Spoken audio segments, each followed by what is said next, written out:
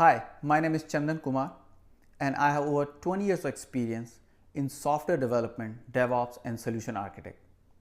I have used many version control systems throughout my career, including ClearCase and SVN, and now predominantly Git. In this particular tutorial, I'll walk you through the basic concepts around version control and why you need it with hands-on practical example of Git. And not only I'll focus on Git, I will also give you an example how to use in your average version control system with an IDE. I will be using Visual Studio Code along with my associate Sonu.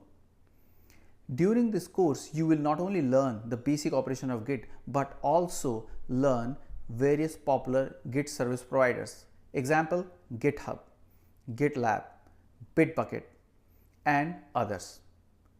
During this time, you will get an understanding of why and how these various Git providers are working in the ecosystem, and that will help you actually when you go for an interview, any kind of question that you can correlate.